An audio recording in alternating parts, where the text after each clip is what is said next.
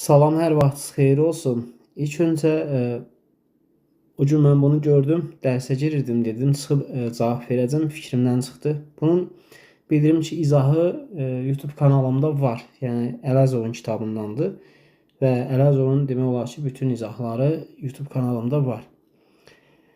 Gəl birinci 79-u izah edeyim ki, yazır Mutlu birinci gün pulun yarısını restoranda, ikinci gün qalan pulun 1/3-ni kafedə, üçüncü gün ikinci gündən qalan pulun 1/3-ni fəhlə yeməkxanasında xərclədikdən sonra cibində 12 manat pul qaldı. Əvvəlcə Mutlunun nə qədər pulu var idi? Əslində bunun sxemini çəkib çox asandır. Sonda görürsünüz 2 hissə 12 manatdır. Bir hissəsinə nə düşür? 6 manat düşmüş olur. Deməli, bir hissəsi 6 olduğuna görə sonuncu gündən əvvəl, yəni sonuncu gün xərcləmədən öncə onun 3 dəfə 6, 18 manat pulu qalmışdı. Bu 18 manat bundan əvvəlki 2 gündə qalan puldur. Yəni 2 hissədən biridir. Yəni 2 hissə qalmışdı, ikinci gündən qalan puldur.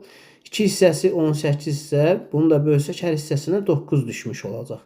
Onda biz bildik ki, ikinci gündə xərcləmədən öncə 3/9 27 manat pulu vardı. Bu 27-də birinci gündən xərclənməyən pulun, yəni puldur. Bu da xərclənməyən pulda bütün pulun 2/1 hissəsidir. Onu yəni yarısını xərcləmişdi. Yəni 27-dir yarısı.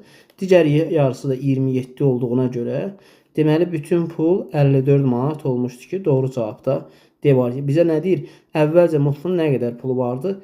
54 manat pulu vardı. Digərlərini də izah edib göndərərəm. Əgər ki bəyənirsinizsə, yoxsa bəyənmirsinizsə izah etməyəcəm.